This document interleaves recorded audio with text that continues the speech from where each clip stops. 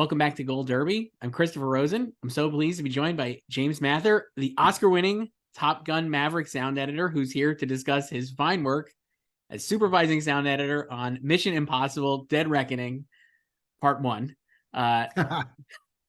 Still says Part 1. James, I know it says it. I love this film so much. This was your third Mission Impossible film, Dead Reckoning, and I think your third collaboration with Chris McQuarrie then as well. So I guess, like, just to start, how has the approach of or the process evolved throughout the franchise for going into this one? It's become. First of all, hello, nice to see you, Christopher. Thank you for inviting me on board, and I'm really excited about this movie. It's a long time in coming. Obviously, we all know about the hold-ups throughout the filming process and the production process, and we too had a hold-up in the sound. So the film developed over a very long period of time, and in comparison to the previous two, the difference is the emotional ride you get with this film. I think it feels like it's a more personal storyline. The arc feels more tied into Ethan and his responsibility, or his growing awareness of his responsibility to the rest of the crew, the rest of his team, and his tie-in with, obviously with Ilsa through the last two, and now with Grace in this one, and Ilsa. There's a lot more nuance, and there's a lot more character-driven drama in this, as well as the butt clenching action. Yes. So that's why I'm glad you mentioned that, both those things, because I think the thing I noticed, at least watching this one, is, well, like every one of these movies, it feels like the action seems to get bigger and bigger, right? And like more elaborate and more unbelievable. And how did you guys pull this stuff off? And then being this one, especially, and I felt like there's a lot more where it's just the sound, right? Like there's like not like any, like a lot of these scenes, like in the Rome chase, for instance, there's just so much of just the natural sound of what's happening, like in the car chase, or all these different things.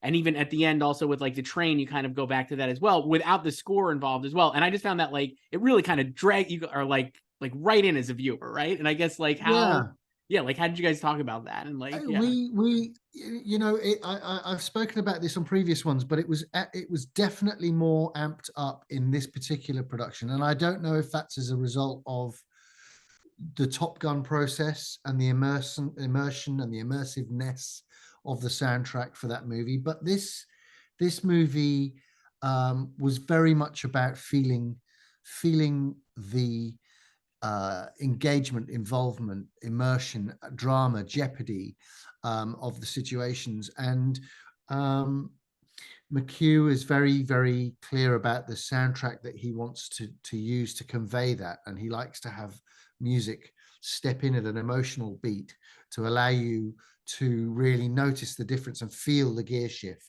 And so what that does for the car chase, and we have had it in other sequences, is it gives you the opportunity to play with the rhythm of the cut in hard effects. So in a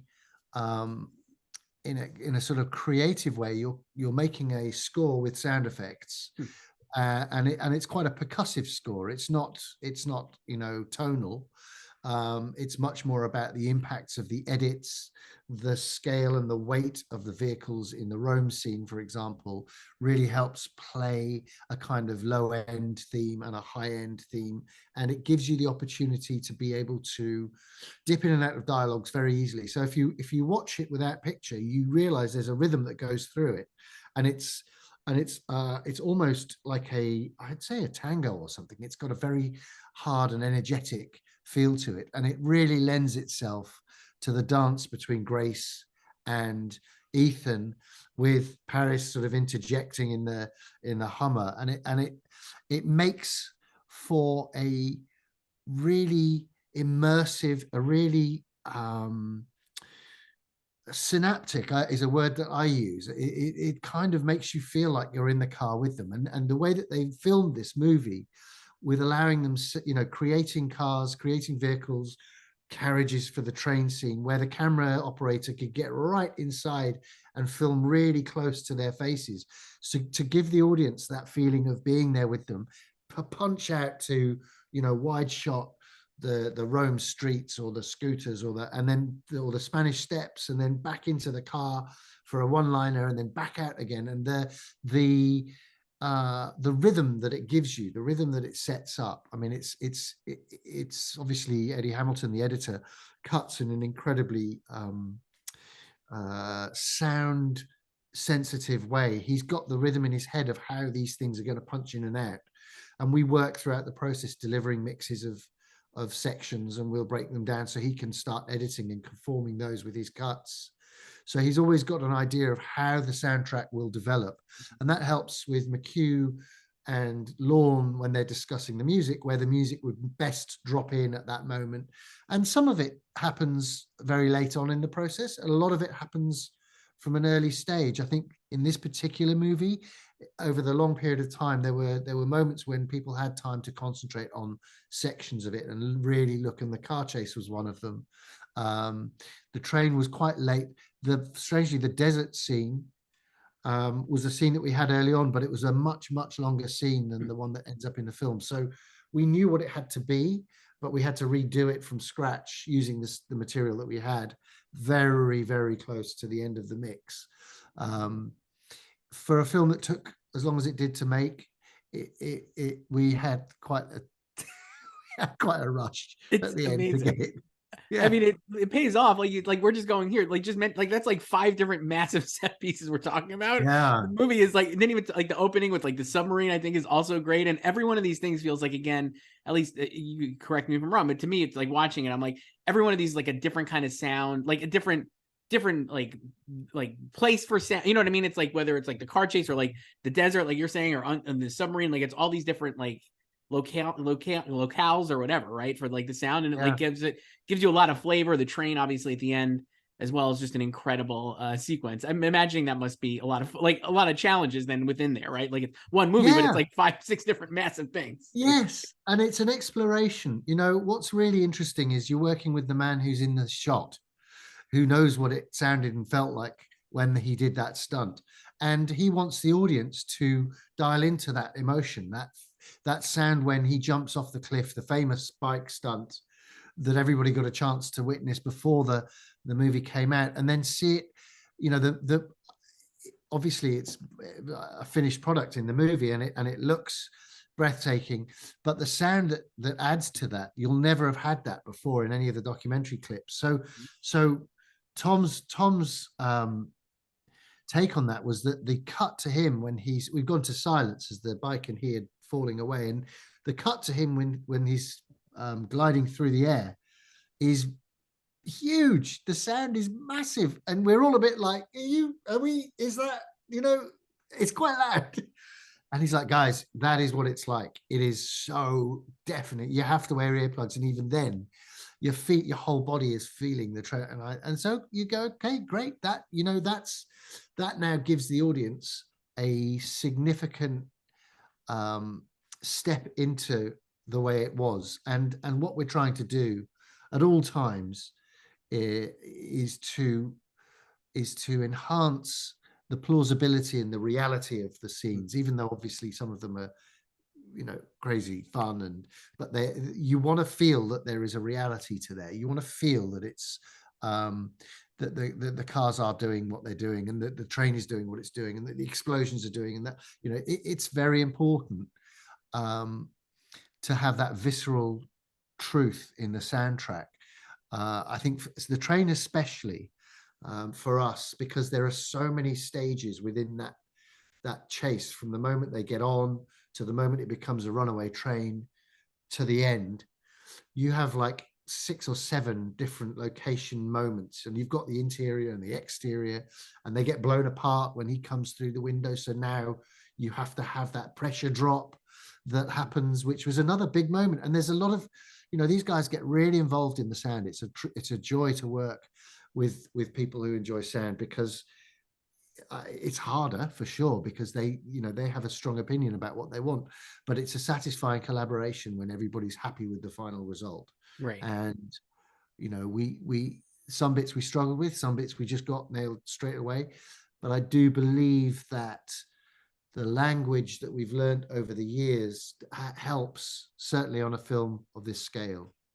Yeah, and I mean, I think from a viewing, like, I feel like watching this movie for I'm not going to besmirch other movies or any. I just like you're saying, like the sound and like the way it's immersive, and like you said, like knowing that they're doing these scenes, like Tom is like doing this, like these stunts, and so is Haley, and it just like makes you. It feels like for lack of a better word, to me, it feels like a real movie, right? Where it's like even though I know there's like visual effects enhancements and all these things, it feels Sure. so real, and it just makes it such a better. It's so much better for the viewer, I think, in that regard. It really Yes, does feel like. I it enables sound to do exactly what it's there to do.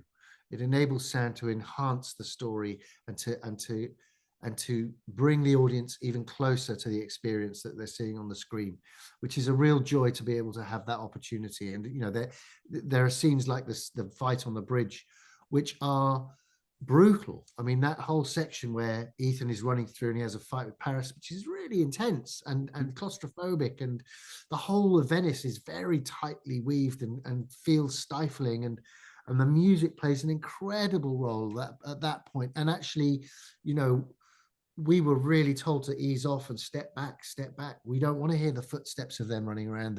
We know that what it sounds like when people run down corridors. We've heard it. What we want to hear is it's almost like the heartbeat. The music is the heartbeat. We want to hear the adrenaline in their veins through the music, not the realistic sound of their feet on the cobblestones. And for my benefit, that works because it's all about telling the story to the audience. It's not about coloring in all the squares so that the whole thing is complete. It's actually leave bits of space, and then there's always room to move into. Then the audience is always able to perceive the sounds that are there, because it's not cluttered with sounds that don't need to be. Right. It's amazing. You get to do another great thing in this movie is create the sound for the entity, which is a totally thing that is totally that no one has really heard, right? So you have to like come up, like it's not like a runaway train or something where you maybe have a reference point. So I guess like had you guys talk about like what that should sound like, and had you land on how it actually sounds? Well, it's I'll try and keep it brief, but there was a screening we had with friends and family that they had invited a director, director of theirs, who was kind of like, that we originally, the entity was considered a musical moment. It was Okay. going to have a signature, like all the characters in the movie. It would have a theme, and therefore it would be an eloquent way of introducing it. And this screening, one of the audience members sort of said, maybe it needs a sound that's a little bit more specific, a little bit more of a physical sound to really give it some presence. And when we'd first talked about the entity 2.5 years ago, not long after that conversation, I realized that there wasn't much that we would need to do, but I thought there might be something. Some point they might want to hear demos of things that they could audition. And so we had a problem at home with the sound bar.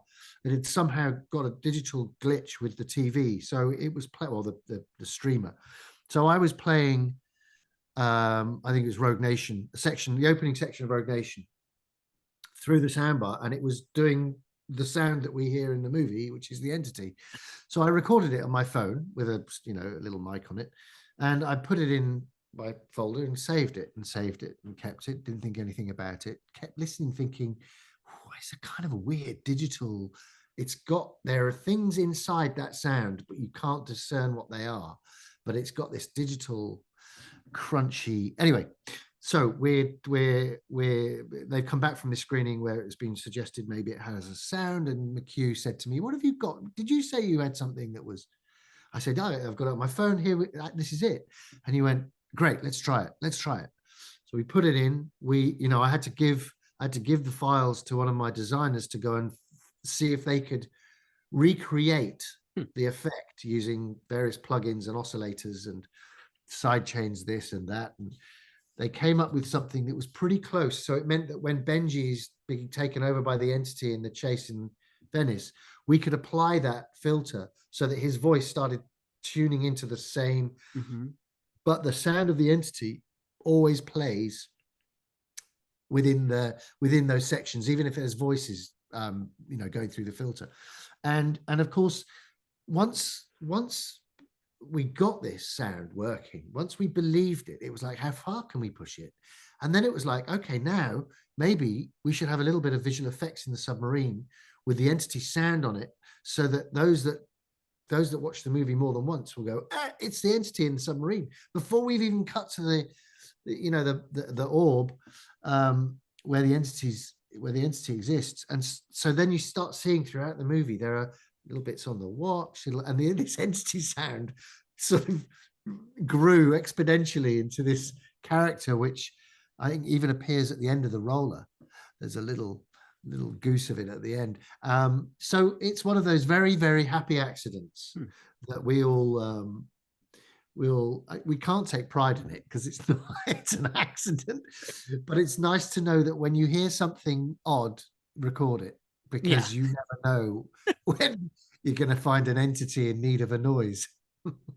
It's really funny, having seen the movie multiple times. You're right, like you don't notice it the first time, but in the submarine, like you do hear it before you. It's like really a great effect. It's so cool, and it's like really it really kind of like makes the whole thing much more foreboding, right? Like, or just like this feels weird, right? Like it's just like and it's a real sound that people will hear on their tech somewhere at home. And I love the idea that that sound will occur somewhere else, and they'll go, entities in our TV. It's like, if you use sounds that are relevant to the world that we live in, they have there is a ripple effect that you don't control. You don't know if people are going to hear that sound on their phone, if they're going to hear it when they're on their line to somebody, but if they do, they're going to know the entity's checking in.